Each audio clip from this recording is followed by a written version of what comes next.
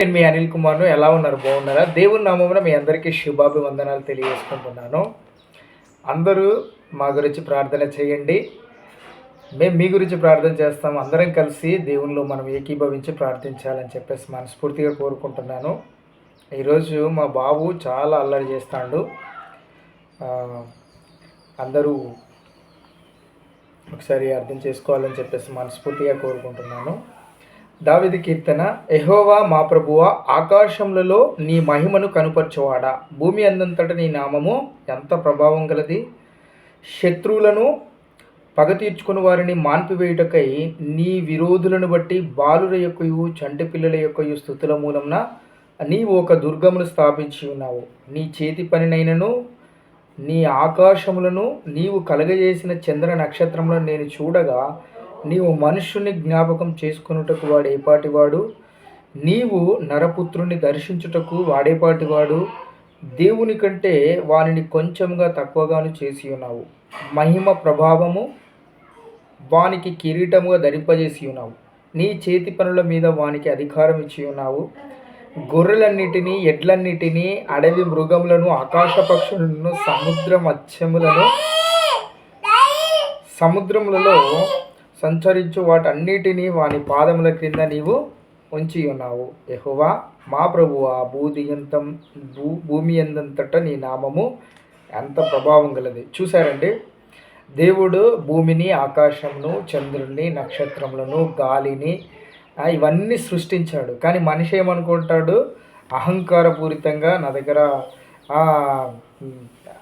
దగ్గర డబ్బు ఉన్నది, నా దగ్గర కారు ఉన్నది, నా దగ్గర నేను తలుచుకుంటే ఏదైనా చేయగలను, ఏదైనా సాధించగలను అని చెప్పేసి మనిషి అనుకుంటాడు. కానీ ఇక్కడ దేవుడు భూమి ఆకాశంలో సృజించాడు, గాలిని, నీరును, వీటన్నిటిని సృజించాడు దేవుడు. ప్రతి ఒక్క ఇక్కడ ఉన్నటువంటి ఆకాశపు నక్షత్రములను, చంద్రుణ్ణి, సూర్యుణ్ణి, వీటన్నిటిని సృష్టించినటువంటి దేవుడు. ఒక్క నిమిషం పాటు గాలిని ఆపేస్తే మనం అందరం బ్రతుకుతామా? బ్రతకం కదా. ఒక్క నిమిషం పాటు మనం ఇది చంద్రుణ్ణి, నక్షత్రంలోని వీటన్నిటిని కంప్లీట్గా ఆపేస్తే మనం బ్రతుకుతామా? బ్రతకం కదా. అందుకే మనం ఎప్పుడు కూడా దేవునికి తగ్గింపుగా ఉండాలి. అందుకే మనిషి పోయేటప్పుడు ఒక 60, 70, 100 సంవత్సరాల లోపల మనం పోతాం. ఆ పోయేటప్పుడు కూడా మనుషులకు ముంగట మనం ఏ విధంగా ఉండాలి? తగ్గించుకొని ఉండాలి, తగ్గించుకొని బ్రతకాలి. కాబట్టి ప్రతి ఒక్కరు కూడా మీరు గమనించాల్సింది, నిజమైన దేవుడు యేసుక్రీస్తు అని మీరు నమ్మండి. ప్రతి ఒక్కరూ మీరు దేవునిలో ఆనందించండి, దేవునితో ఉండండి. యేసుక్రీస్తే నిజమైన దేవుడు అని చెప్పి మీరు నమ్మినట్లయితే మీకు అన్ని శుభాలు జరుగుతాయి, అన్ని మంచి జరుగుతాయి. దేవుని దగ్గర మనము పరలోక రాజ్యానికి ఈ బాట వేసుకునేటువంటి అవకాశం ఉంటుంది. అందుకే నేను ఇప్పటి నుంచే పరలోక రాజ్యానికి బాట వేసుకుంటున్నాను. ఇప్పుడే బాట క్లియర్ చేసుకుంటున్నాను. ఎందుకంటే సగం జీవితం అయిపోయింది నాది. ఇంకా సగం జీవితం అయినా కూడా దేవుని గురించి మనం ఆలోచించినట్లయితే దేవుడు మనకు మంచి ఫలాలు ఇస్తాడు. కనీసం దేవుడి దగ్గరికి పోయే అవకాశం అన్నా ఉంటుంది. ఇక్కడంటే మనుషులు ఏది చేసినా అడ్డగిస్తూ ఉంటారు. ఏ పని చేసినా అడ్డగిస్తారు.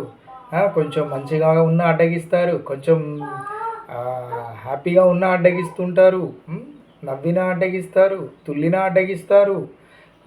ఈ ప్రతి దానిలో అడ్డగించడం ఉంటుంది. కానీ దేవుని దగ్గర అడ్డగింపు అనేది ఉండదు. కాబట్టి దేవుడు ఒక్కడే. కాబట్టి మనం ఏం చేయాలా? దేవునిలో చాలా నమ్మకంగా ఉండి దేవుని గురించి మనం ఆలోచించుకుంటూ ఉండాలి. ఎప్పుడు కూడా పరలోక రాజ్యానికి మనం ఏ విధంగా వెళ్ళాలి అన్న ఒక ఆలోచన మన మదిలో ఉండాలి. ఇప్పటి నుండే మనం స్టార్ట్ చేసుకోవాలి. అందరూ చూడండి, ప్రతి ఒక్కరూ ఈ వీడియో చూసి మీరు మంచిగా స్వచ్ఛంగా పరలోకానికి ఏ విధంగా వెళ్ళాలని మీరు ఆలోచన పెట్టుకొని దేవుడి దగ్గర మీరు ఆ నమ్మకాన్ని సంపాదించుకోవాలని చెప్పేసి మనస్ఫూర్తిగా కోరుకుంటున్నాను. మరొక వీడియోతో, మంచి వీడియోతో మీ ముందు ఉంటాను. మీ అని